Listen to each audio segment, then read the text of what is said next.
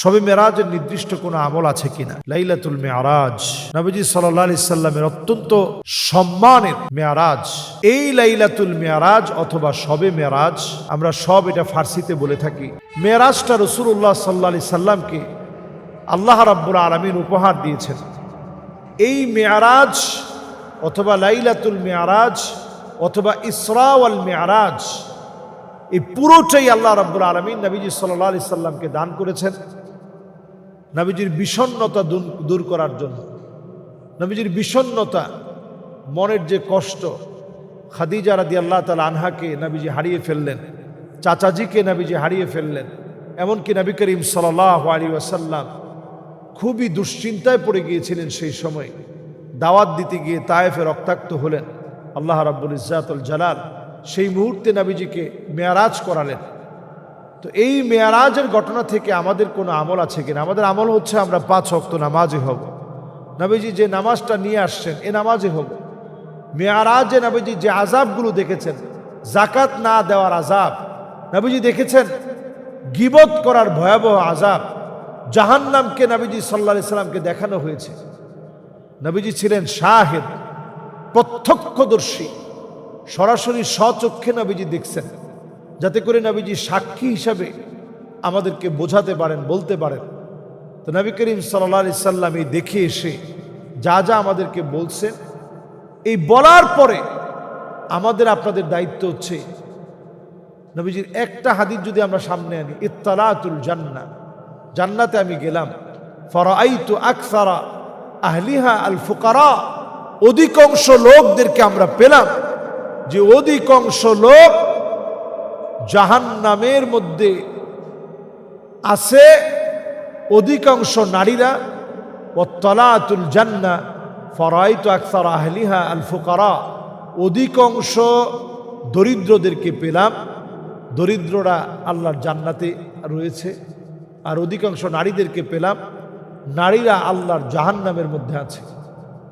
তো নবীজি সাল্লাল্লাহু আলাইহি সাল্লাম তখন আমাদেরকে জানালেন, ওয়ালাউ বিশাক্কে তামার, একটা খেজুরের অর্ধেকটা দিয়ে হলেও নিজেকে জাহান্নামের আগুন থেকে বাঁচান। দান সৎকা করার মধ্য দিয়ে নারীদেরকে জাহান্নাম থেকে নিজেদেরকে বাঁচাতে বলেছেন। তো মেরাজ আসলেই আমরা যে আমলগুলো করতে পারি, সে আমলগুলো হচ্ছে 5 ওয়াক্ত নামাজ পড়ব বলে একেবারে ডিটারমাইন্ড হয়ে যাওয়া, নামাজ পড়া শুরু করে দেয়া। নবীজি যেখান থেকে এতগুলো নিদর্শন নবীজি পেলেন, নিদর্শনগুলো দেখলেন, সেই মেরাজ আসে। আমরা মনে করি যে মেরাজের জন্য একটু রোজা রাখলাম, নফল নামাজ পড়লাম। না ভাই, ফরজ নামাজের নিয়ত করেন। ও জুইলাত লিয়াল আরদু মসজিদা, গোটা জমিনটা আল্লাহ রাব্বুল আলামিন আমাদের জন্য মসজিদ বানায় দিয়েছেন।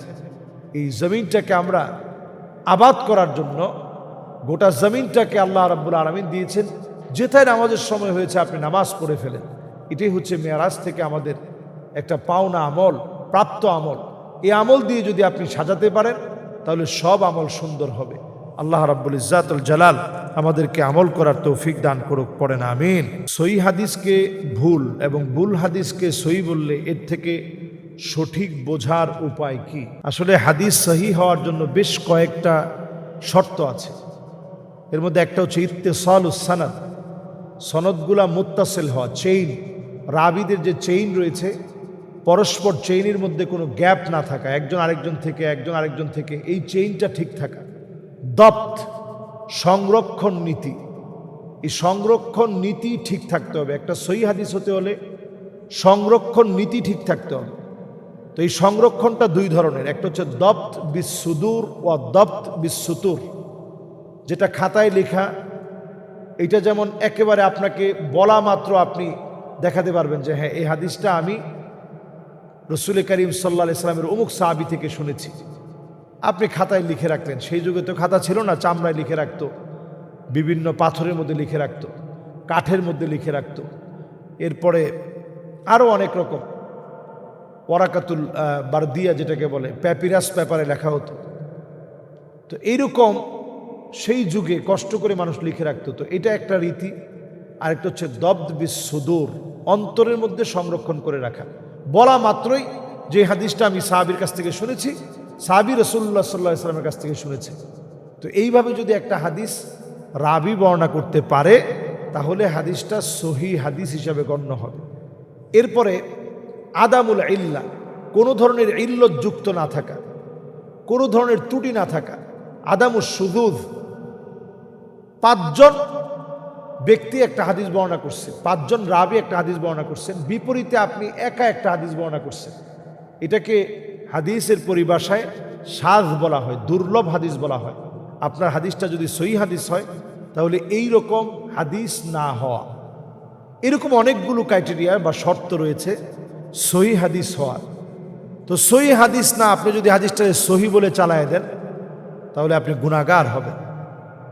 এখন সহিহ হাদিস না, আপনি একটা একেবারে যে হাদিসটা হাদিসই না এরকম কোনো কথাকে যদি আপনি হাদিস বললেন আবার সহিহ হাদিস বললেন, মান কাযাবা আলাইয়া মুতাআম্মিদান ফালিয়াতাবাওয়া মাকআদাহু মিনান নার, যে লোকটা নবী করিম সাল্লাল্লাহু আলাইহি সাল্লাম যে কথা বলে নাই এমন কথা যদি নবীজির নামে আপনি যদি বলেন যে এই কথাটা বাস নবীজি বলছেন, এরকম কথা বলে আপনি চালায় দিলেন, তাহলে নবীজি বলতেছেন সে কেমন যেন তার জায়গাটা আল্লাহর জাহান্নামে করে নেয়। তাহলে এটা একটা নিষিদ্ধ কাজ, এই কাজটা কোনোভাবেই করা যাবে না, এই কাজ ইসলাম এলাও করে না। নবীজি সাল্লাল্লাহু আলাইহি ওয়াসাল্লামের কথা না এমন কথাকে সহি কথা বলা যাবে না, নিজের কথাকে সহি কথা বলা যাবে না। আমরা অনেক সময় বাংলায় একটা কথা বলি যে সহি হাদিসের ভিতরে আছে, এটাও আপনার জায়গাটা জাহান্নামে পৌঁছায় দিবে। কথা বলার ক্ষেত্রে আমাদের সজাগ হতে হবে। মা ইয়ালফিযু মিন কাউলিন ইল্লা লাদাইহি রাকিবুন আতীদ, যত কথাগুলো আপনি বলছেন প্রত্যেকটা কথা কিন্তু আল্লাহ রাব্বুল আলামিন গণ্য করে রাখছেন, হিসাবের আওতায় প্রত্যেকটা কথা রয়েছে। কাজী কথা বলার ক্ষেত্রে আমাদের সজাগ সচেতন হওয়া এবং মনে রাখা প্রত্যেকটা কথার ব্যাপারে আল্লাহ পাকের মাহশারে হিসাবের সময়ে জবাব দিতে হবে। আল্লাহ রাব্বুল ইজ্জাতুল জালাল আমাদেরকে প্রত্যেক কথা মেপে মেপে বলার তৌফিক দান করুক, জেনে শুনে কোরআন এবং হাদিস থেকে কথা বলার তৌফিক দান করুক। আসসালামু আলাইকুম ওয়া রাহমাতুল্লাহি ওয়া বারাকাতুহু।